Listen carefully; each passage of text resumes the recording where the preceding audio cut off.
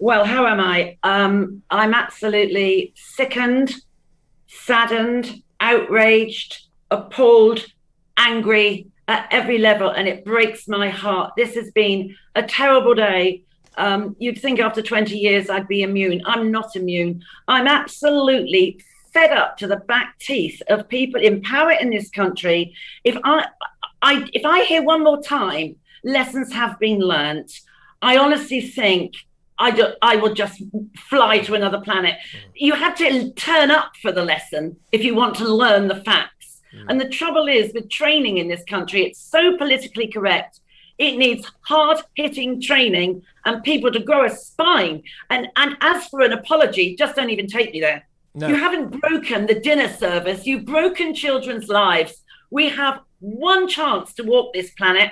And these people in both events, in Bradford and in Lambeth, have fundamentally, systemically broken so many lives. And this, it involves paedophile rings. The ICTA inquiry, what they've done, which one do you want to start with?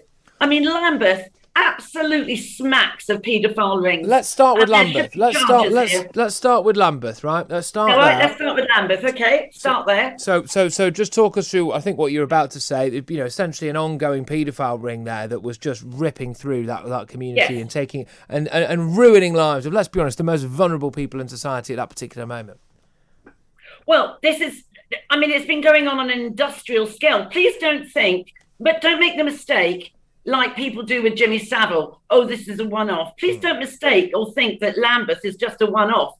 We have a global pandemic of child abuse rocking through the world, and the only vaccine you have is proper education and people with a spine and the courage to put their head above the parapet and deal with the toxic world that I live in and work in. But I continue to do it because I feel so passionately about children and the adults today who have suffered at the hand of these creeps. It's just horrendous. I want to read, if I may, to you, a lady, I know she's listening tonight. She's a lovely lady who I've been helping for 5 years, and we don't get any funding. We don't get many people pressing the donate button.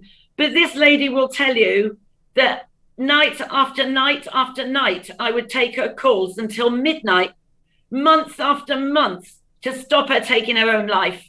And I honestly feel like crying because she sent me this. She said, foster home, this is from her text this evening. Foster homes were never vetted. I knew this as young as 7. No social worker visited my foster family, and my so-called social worker visits were all kept away from the real horrific abuse and the misery and the damage inflicted on me whilst under the so-called care of Lambeth.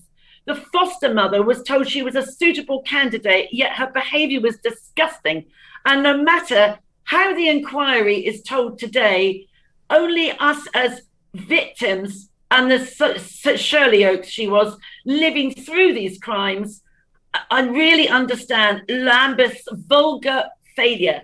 And I desperately wanted to be taken away from Lambeth homes, but don't believe for a minute that this has stopped.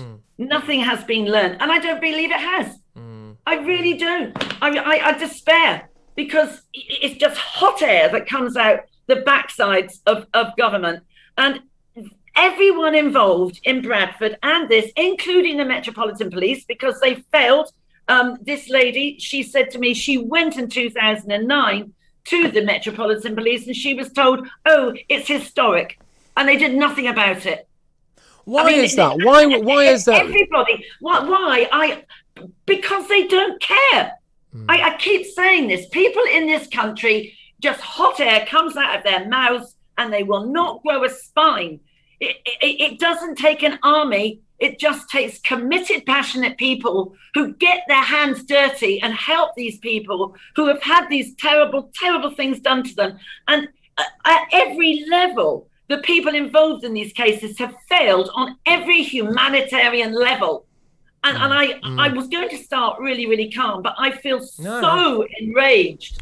No, I'm fizzing about it as well, and it's an issue, especially the one we're about to come on to talk about now, about the issue in Bradford, where it's essentially... Patrick, can I just stop you for 1 minute? I did some maths. I'm not very good at maths. No, go for it. One of the things said that the council had paid out 71.5 million, right, in compensation. Well, you can't compensate for this damage. These people can't walk this planet again and have their childhoods back, right? Yeah. So some people got as much as 125,000 in compensation. Now, these people are mainly now in their 50s and 60s.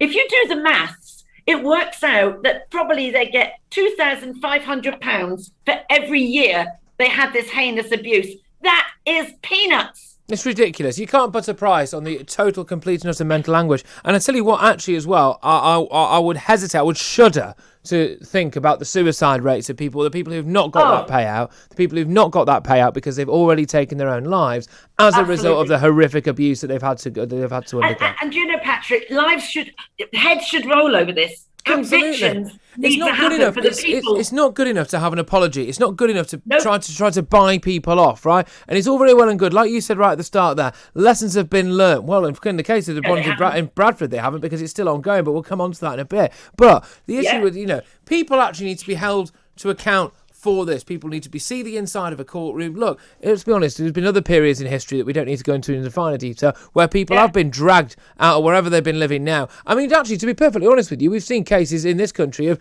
people who fought in Northern Ireland who got a knock on the door one day and said, oh, sorry, someone's made a complaint about something you did 30 or 40 years ago, or whatever it is, and now you're on trial for murder. I mean, why can't we do the same with people who've actually been abusing children for tens of years? I agree. I mean, have you seen a politician stand up today enraged about this? I haven't. Not really, no. Have we? No, because they don't care. And I have to tell you, Patrick, I've done this job now for 20 years.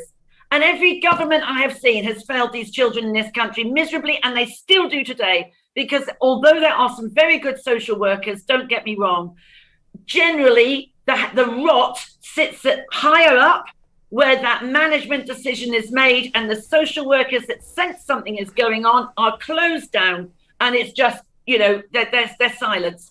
And it's just, if you do what you always did, you'll get what you always got. And we will still be having this conversation 10 years from now. Yeah. And it heartily sickens me. And I would love to be face to face with someone in government and let them hear me rant, but they won't do it because they just want sycophants that say yes all the time. They'd probably be scared of you, to be honest with you. Oh, and I think that's I mean, clearly, and this does lead us on now to Bradford, which is, if people are just joining us, basically there's various different groups in Bradford district there that are now apologising. The Bradford Partnership says it fully accepts the idea now that it was at fault for not doing more to protect children who suffered abuse at the hands of yet another Asian grooming gang. 9 men were convicted of child sexual exploitation in that part of the world. Some of the issues that were taking place there were the fact that complaints were being made and not followed up, that people were going to the police and reporting this and they were not followed up, that young girls were going to hospital with various quite obvious sexual injuries, one could say, and nothing was being done about that. The fact is, essentially in a nutshell, is that it was known to be going on and it was allowed to continue to happen. Now, one of the reasons behind this, I have no doubt in my mind whatsoever, because it's been the case in other areas as well with similar issues with Asian grooming gangs, was police being afraid of being called racist. That's one area of weakness, I think. Either a crime is being committed or it isn't, and it should have no bearing whatsoever on how you handle that crime, given the race or ethnicity or gender or whatever of the person committing it. That's not what their job is to do. But actually, it's again that lack of willingness. And all they've said here, Marilyn, all they've said is, we fully accept, more needs to be done. What's all that about? Well, oh really? When are they going to do that then? And here we have again another apology. What these girls go through is horrific. You are talking about it's a system. You have you have the hook, and this is what I say to children today as well. The first inroad is often made by children their own age. In today's basis, which is relevant today because it's still going on, they are often approached by children their own age and they don't see it coming. They think it's going to be somebody of 40 or 50 years old. And I have numerous cases where children of 12 years old have been approached by another child of 12 or 13 years old. The Children's Commissioner reckons there's someone involved in exploitation gangs in every school. And they probably are, because it deals with drugs. And then, and then that hook manages to get that person involved and recruits them, then they go off with the taxi drivers or these high fast cars with the blacked out windows, and they're taken to the next where the perpetrators are, where these girls and boys will be raped by maybe 20 men in one evening. They are drugged, they're passed around like a tray of cakes, they're given alcohol, and then they're chucked out. If you're looking, if you really want to bother looking, you'll see them hanging around just maybe in the corners of a bus shelter. Whenever I go past a fast food shop, I am always looking to see who's hanging around there, what type of person is in there, are there any children around? The chicken places, that's another one that's really popular at the moment. And of course, yes, I'm sure it was the race card then, but that's no excuse. No. You know, no. I couldn't give a darn. I mean, is there a crime being committed or not? Is there a crime being committed or not? If the answer is yes, it's the police's job to deal with that crime. Absolutely. And it's as straightforward as that. But here we have again failures in the care homes, because one girl in 2008, right? She was 14 in a child's home in Bradford, and the staff. Well, you can't physically keep these kids in because they do go out. I mean, they're very high wired because there's so much trauma. But they knew the girls were being picked up by multiple Asian males. Exactly. In smart cars, and they are the high performance cars, and they have the blacked out windows because they're also delivering drugs and dealing drugs. I mean, they're not taking them for a nice meal out, are they? They're not taking them to the cinema. Of course not. Yeah, then we should be training taxi drivers more. But some of these ones that came out of Rotherham, they're back at it again. They are. And I went to Telford, right, and I went to have a look at what was happening there afterwards. And as I was talking to a victim, one of her perpetrators walked past. He'd already got out of prison, and he was allowed to move straight back into that same area. And it's just disgusting. Right. It is disgusting. And also you have this trauma bonding that they have with the gangs. It's very, very weird how the perpetrator can actually end up being the person that they turn to, because the perpetrator's idea is that they terrify the child to tell, right? I mean, to be fair, the police even today are met with a wall of silence because the children are scared witless. These are violent people. They are violent, that you've only got to see all the stabbings that are going on. Where is Priti Patel, for goodness sake? Where is she? Why hasn't she? In 2019, she was going on about, I'm not tolerating it anymore. Well, how many more stabbings have we got to see before she actually moves herself to do anything? They don't have the spine. If this was in America, if you abuse children in America, you will do 60 years and you'll not see the light of day. Bring it on. There is no other crime worse than the abuse of children and young people. And of course, and also not only that, the children are fearful of their family because they're told that their families are going to be injured, and harmed, and you're 13. But, we were helping 2 years ago, a youngster up in Blackburn who had gone missing 90 times from home. But because she never made an allegation, everybody knew what was going on. She never said what was happening to her.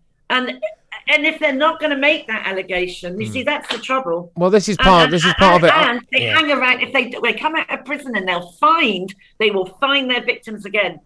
What does it say about this country that you think that not only our government, but I think unfortunately, the opposition, I think as well, because bear in mind a lot of this has been taking place under a Conservative government, but the Labour government have in fact the Labour Party, I should say, have actively shunned a member of that party, Sarah Champion, who did try to point this out, for example, from taking place. So no one's innocent here whatsoever. But what does it say, do you think, as a country, that we seem apparently content with the idea that there is essentially mass industrial rape of young girls taking place up and down the country? We suffer from a pandemic of avoidance and denial. It's not happened in my family. It can't be happening in my street. I don't want to know. I tell you, I really admire you, Patrick, because I've had so many presenters that have said to me over time, I really don't want to talk about this. It's so unpleasant. Why not? Well, that's the problem. Child. That's the problem. No one wants to talk about it. It doesn't go away. It gets worse. And I'm sorry, but every time Patrick, the more you stay silent, the more you are giving perpetrators the space to operate. Yeah. You are third party colluding with it. You're right at the start of this programme. In every single town and village across the UK, there is someone exploiting children, trading drugs, county lines. Don't think it's not happening in Cornwall, because it is.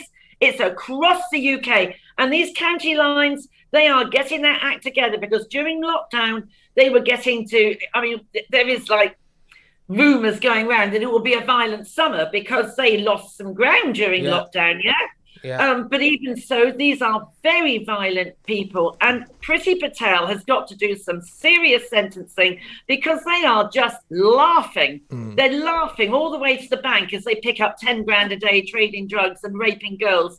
And you know, it is white men as well. We have to do much more education with boys in this country as well, and everybody generally. I get so tired of schools telling me, it doesn't happen in our school. It is happening everywhere. It is happening everywhere. Right, now, Marilyn, how can people get in touch with you? Because they'll have heard what you're saying, and honestly, I cannot express to you the amount of texts and tweets that I've got in front of me right now, really just saying thank you so much for expressing your views and being as forthright as you are about this, and having the bottle really to come up and talk about it, and doing it so eloquently as well. No doubt there will be people listening now. We are the fastest growing radio station on the planet, right? So there's, by definition, a lot of listeners out there. No doubt some of these people now will be thinking, goodness me, how do I get in touch with this woman? I know something's happening down my road, or this, that and the other. Maybe it's themselves, unfortunately, who are being abused. Oh, absolutely. So just go to my website. You've got my name there. It's Marilyn.Hawes, put a dot there. And then it's at freedom-abuse.org. And I welcome it. It wouldn't take, Nazir Afzal is one of our, lovely man, one of our main ambassadors. We have some fantastic ambassadors. And he says the same thing. He's Pakistani. And he said, I don't care what anybody says. Yes, there are white men in these gangs that are exploiting the girls. Yes, they are. And you can't deny that they are. But he said it is disproportionately more Pakistani and Bangladeshis, and he's right, and he is Pakistani. I am not racist. I don't care if you're pink with blue spots. I don't care what you're doing, as long as it's not with children, animals, or old people. And I mean, we need people to challenge and tackle their MPs right and cause a stink. And I want to thank Talk Radio for giving this oxygen, because if you keep doing this, it will get out there on the media hotlines. Well, you can guarantee, you can take that to the bank, all right? We're not letting this go at all. This is a massive issue taking place right across the country, and I'm not going to stand for it at all. Marilyn Hawes, thank you so much. CEO of Freedom from Abuse, a really, really emotive topic, that. And a lot of you saying, why doesn't Marilyn run for Home Secretary?